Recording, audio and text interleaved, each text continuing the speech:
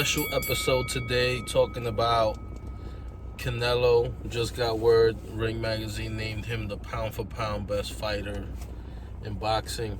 So just want to take some time and talk about some future matchups with Schmikey and see what potential fights are going to be in the near future, what's possible now that we've seen him accomplish all of this and he just beat Kovalev. There's some guys out in the wings, man. Tell us who you think should be next, what options is out there, and what are the predictions for those fights? Well, what's great about... Let's do the top three. What's great about what Canelo has accomplished is that he has given himself options throughout many weight classes. He could literally fight the top dogs at 160, which may be right now maybe the Charlo brothers, right? Maybe. That's 154. Some potentials. 160. But realistically, I don't think he's going to go down that big. That low. So, but those are interesting fights. Either Charlo brother, 160 is a great division. If he goes back down to 160, I think the main fight at 160 is a trilogy with Triple G. I agree with that, actually. And that would be an amazing fight. We could get straight into that discussion. Canelo's next fight, one of those most likely opponents could be Triple G, which we already know how competitive those first two fights are.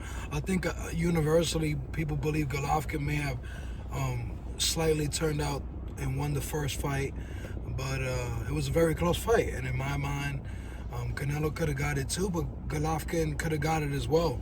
But that was a draw. Then you had the rematch where I thought Canelo clearly won the fight.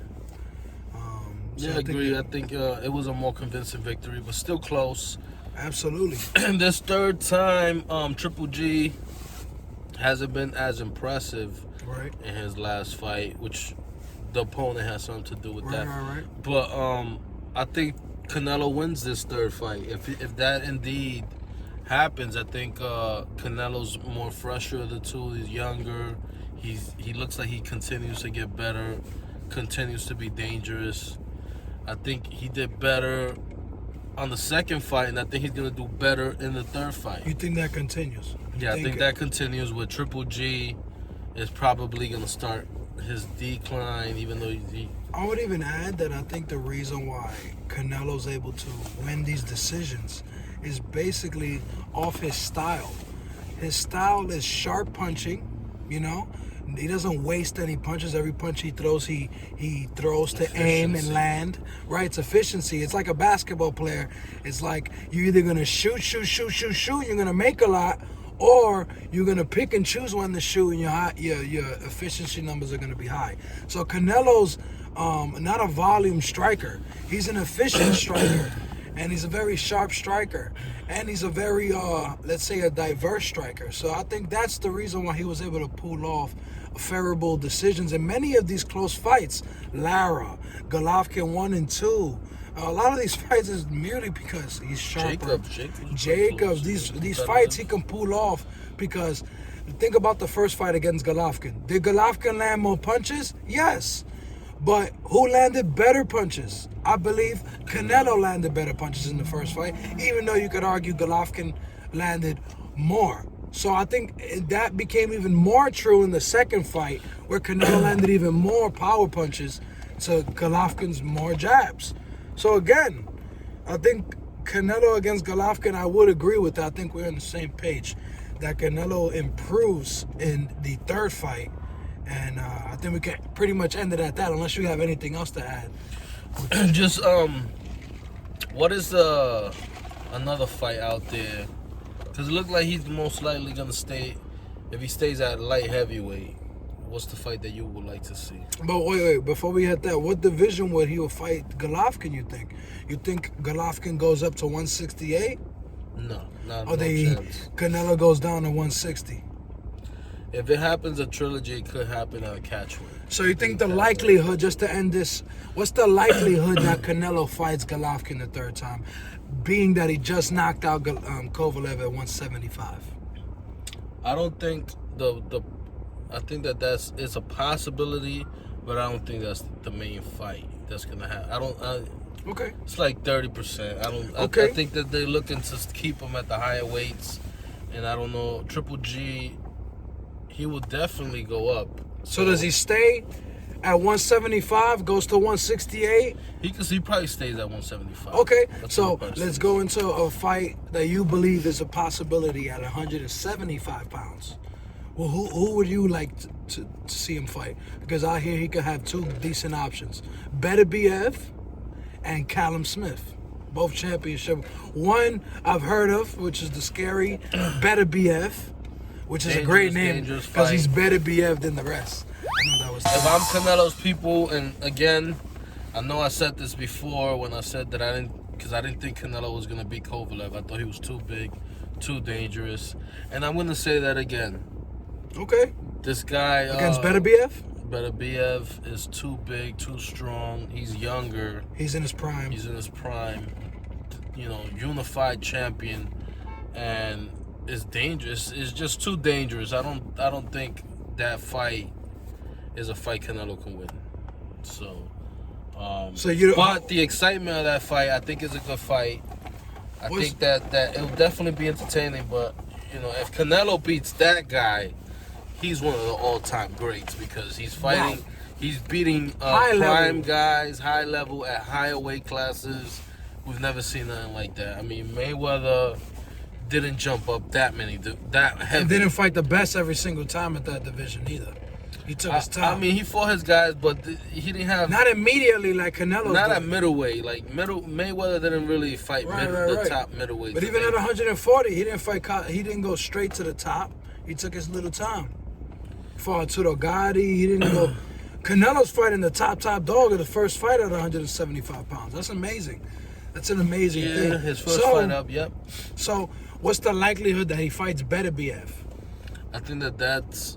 Actually, he said that was a conversation I was reading on. No, but what do you, in your mind, is that more likely than Triple G too? Yeah, because that's the conversation that Canelo. If Canelo's saying that they're looking into that fight, then that's more likely. Canelo's a fighter. Yeah, Canelo. The fans want to see Triple G and Canelo a third time. Canelo doesn't care about it. Canelo wants new challenges. Yeah, he doesn't. He wants new challenges. He don't run from nobody. He's going forward. He's going forward. I don't want to hear none of that. He's not running from nobody. He had a close fight with Lara. He didn't do the rematch. The only reason why he had a rematch because it was a draw.